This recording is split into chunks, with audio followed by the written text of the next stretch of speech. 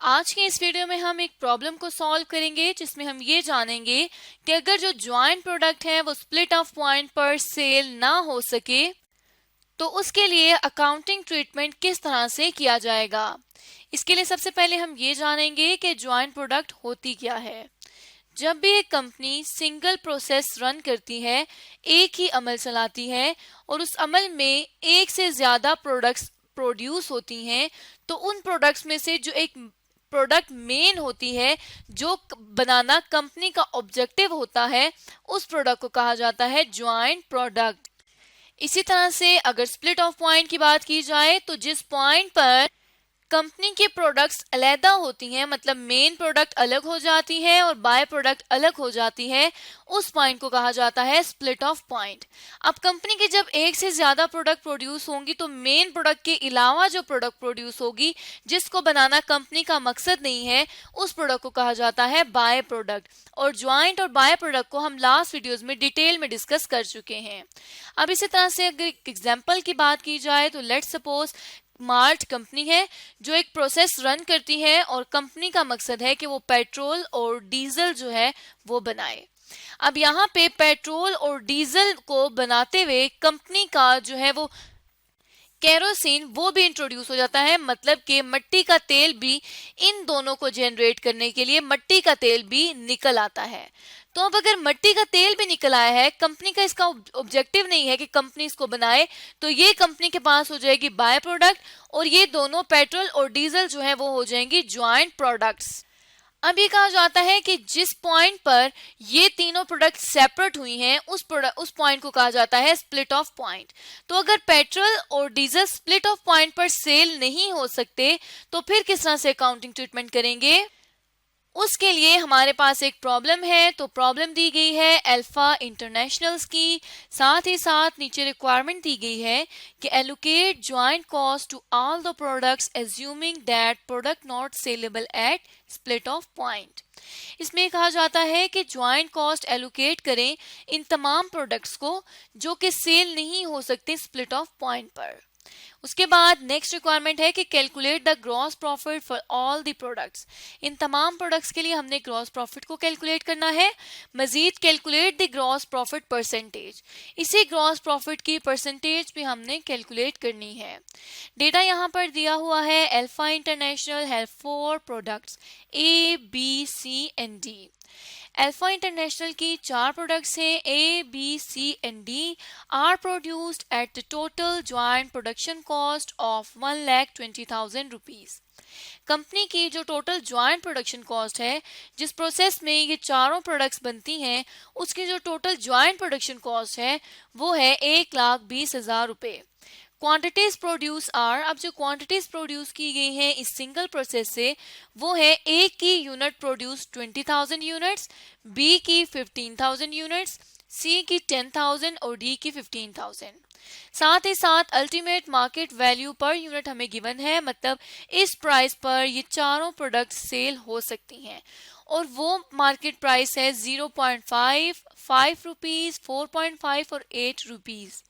इसी तरह से यूनिट प्रोड्यूस के बाद ये कहा जाता है कि कुछ एंडिंग इन्वेंट्री भी गिवन है, जिसमें यूनिट प्रोड्यूस तो 20,000 हुई थी लेकिन 2,000 यूनिट्स जो है वो अभी भी मौजूद हैं, तो रिमेनिंग की जो होंगी मतलब 18,000 वो सेल हो चुकी होंगी। इसी तरह चारों प्रोडक्ट्स की इन्वेंट्री दी हुई है एंडिंग। साथ ही साथ processing cost after split off point. अब जो कॉस्ट दी हुई है वो प्रोसेसिंग कॉस्ट है जो कि स्प्लिट ऑफ पॉइंट के बाद चार्ज होगी प्रोडक्ट्स को फर्दर रिफाइन करने के लिए। साथ ही साथ ज्वाइंट कॉस्ट यहाँ पे सेपरेटली भी लिख दी गई है कि joint cost of all product जो है वो 1,20,000 रुपए की है। अब यहाँ पर हम देखें तो हमें सिर्फ एक ही मार्केट वैल्यू दी गई है। क्यों दी गई है? क्योंकि स्प्लिट ऑफ पॉइंट पे प्रोडक्ट सेल नहीं हो सकती, इसलिए स्प्लिट ऑफ पॉइंट पे उसकी मार्केट वैल्यू है ही नहीं और इसीलिए सेल नहीं होती स्प्लिट ऑफ पॉइंट पे प्रोडक्ट, क्योंकि उसकी मार्केट वैल्यू नहीं होती। तो सबसे पहले हम एलोकेट करेंगे ज्वाइंट कॉस्ट तमाम प्रोडक्ट्स को, जब ज्वाइंट प्रोडक्ट ने सेल नहीं होना स्प्लिट ऑफ पॉइंट पर तब। तो यहाँ से हम अपने सोल्यूशन को स्टार्ट करते हैं। और हमने सोल्यूशन के लिए ये एक टेबल बना लिया है जिसके थ्रू हम ज्वाइंट कॉस्ट की अपॉर्शनमेंट करेंगे, उसको डिवाइड करेंगे, एलोकेट करेंगे चारों प्रोडक्ट्स पे। तो सबसे पहले हमने यहाँ पर लिख लिया है प्रोडक्ट्स, जिसमें प्रोडक्ट ए है, बी, सी और डी, और फिर इनका टोटल यहाँ पर आ जाएगा।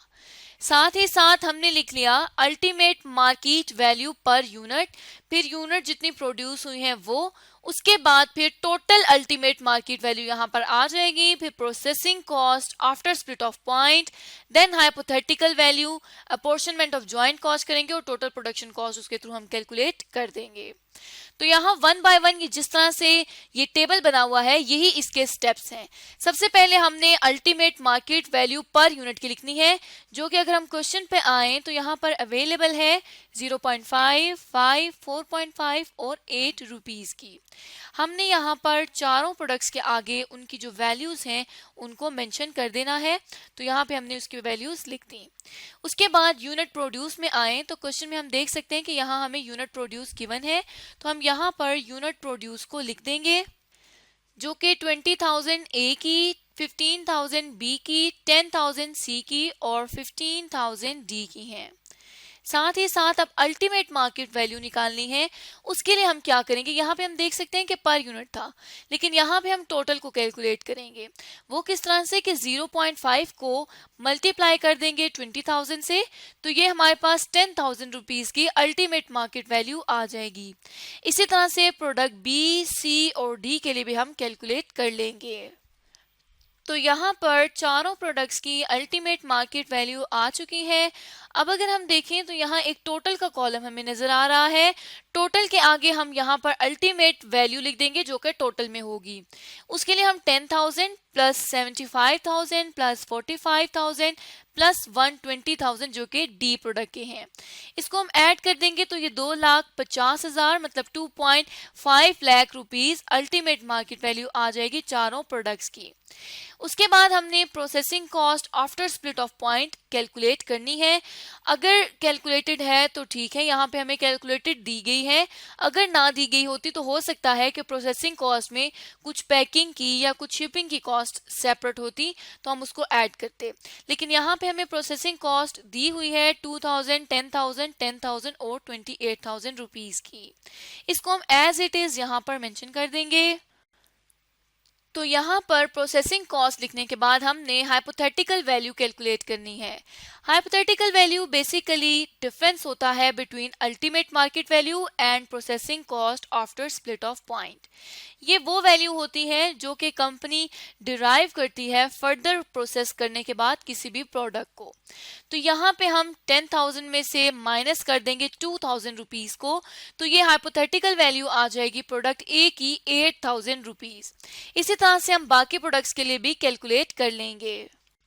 अब यहाँ पर हाइपोथेटिकल वैल्यू भी हमारे पास कैलकुलेट हो गई है और फर्दर प्रोसेसिंग की कॉस्ट भी हो गई है।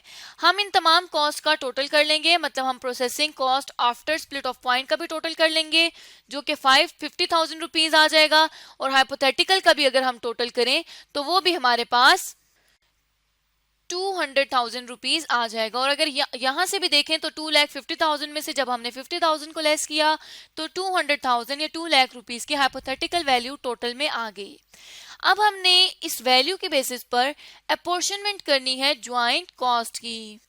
अब यहाँ पे जो है वो टेक्निकल पॉइंट स्टार्ट हो रहा है कि जब कंपनी की प्रोडक्ट सेलेबल नहीं होती स्प्लिट ऑफ पॉइंट पर, तब कंपनी हाइपोथेटिकल वैल्यू की बेसिस पर अपनी ज्वाइंट कॉस्ट को एलोकेट करती है। किस तरह से, उसके लिए यहाँ पे अगर हम एक वर्किंग देखें तो वर्किंग के मुताबिक हमने क्या करना है, ज्वाइंट कॉस्ट को एलोकेट करना है। और किस तरह से करेंगे कि हमने टोटल ज्वाइंट प्रोडक्शन कॉस्ट को डिवाइड करना है टोटल हाइपोथेटिकल मार्केट वैल्यू। अब यहाँ पे हम हाइपोथेटिकल मार्केट वैल्यू क्यों ले रहे हैं, क्योंकि स्प्लिट ऑफ पॉइंट पे जब प्रोडक्ट सेल नहीं हो सकती तो मतलब ये वाली मार्केट वैल्यू कंपनी को नहीं मिल सकती। कंपनी ने फर्दर प्रोसेसिंग करनी है जिसके ऊपर कुछ कॉस्ट लगेगी, तो कॉस्ट लगाने के बाद की जो वैल्यू होगी, अब ये वैल्यू कंपनी को मिलेगी।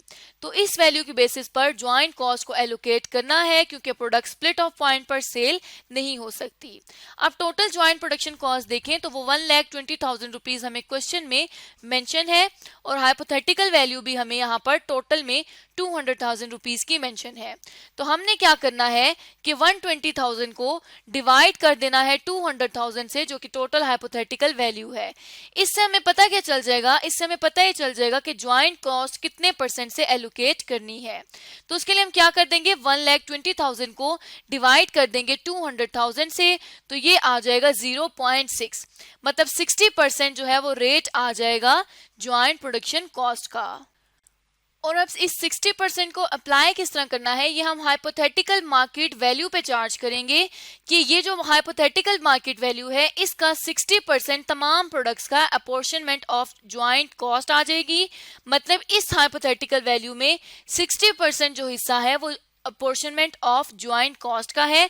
तो हम यहाँ पे 8,000 रुपीज को मल्टीप्लाई कर देंगे 60% से, तो ये आ जाएगा 4,800 रुपीज। इसी तरह से 65,000 को मल्टीप्लाई करेंगे जब 0.60 से या 60% से, तो ये आ जाएगा 39,000। इसी तरह से हम चारों प्रोडक्ट्स को एलोकेट कर देंगे ज्वाइंट कॉस्ट उसकी हाइपोथेटिकल वैल्यू की बेसिस पर। तो अब यहाँ पे चारों प्रोडक्ट्स की हमने अपॉर्शनमेंट कर लिया ज्वाइंट कॉस्ट की। अब हमने देखना है कि अगर इनका टोटल 1,20,000 रुपीज आता है तो इसका ये मतलब है कि कंपनी ने ज्वाइंट कॉस्ट की एलोकेशन दुरुस्त की है। तो यहाँ पे हम देखें तो टोटल भी 1,20,000 रुपीज आ रहा है। इसका ये मतलब है कि हमारी अपॉर्शनमेंट ठीक है हाइपोथेटिकल मार्केट वैल्यू की बेसिस पर। उसके बाद अगर टोटल प्रोडक्शन कॉस्ट को देखा जाए तो टोटल प्रोडक्शन कॉस्ट किस तरह से कैलकुलेट होगी कि एक तो वो कॉस्ट है जो कि processing cost after split off point I थी, ज्वाइंट कॉस्ट के बाद जो लगी थी, और एक वो कॉस्ट है जो कि ज्वाइंट कॉस्ट आई है प्रोडक्ट के ऊपर। तो इन दोनों का हम टोटल करेंगे तो हमारी टोटल प्रोडक्शन कॉस्ट बन जाएगी। इसी तरह से 10,000 प्लस 39,000 जो कि ज्वाइंट कॉस्ट है, तो processing cost after split off point और ज्वाइंट कॉस्ट को जब हम प्लस करेंगे तो वो हमारे पास टोटल प्रोडक्शन कॉस्ट बन जाएगी, क्योंकि प्रोडक्ट पे जो पहले खर्चा हुआ है वो ज्वाइंट कॉस्ट का है और स्प्लिट ऑफ पॉइंट के बाद जो खर्चा हुआ है वो प्रोसेसिंग कॉस्ट का है। तो इन दोनों कॉस्ट के अलावा हमारे पास कोई भी प्रोडक्शन कॉस्ट अवेलेबल नहीं है, इसीलिए हम इनका ही टोटल करेंगे। तो जब हम इनका टोटल कर लेंगे तो ये हमारे पास आ जाएगा 1,70,000 रुपीज की टोटल प्रोडक्शन कॉस्ट। अब यहाँ पे टोटल प्रोडक्शन कॉस्ट की परसेंटेज को कैलकुलेट करने के लिए और क्वेश्चन का रिमेनिंग पोर्शन कैलकुलेट करने के लिए हम अगली वीडियो में देखेंगे कि किस तरह से ज्वाइंट प्रोडक्ट को हम डील कर सकते हैं जब उसने सेल नहीं होना स्प्लिट ऑफ पॉइंट पर।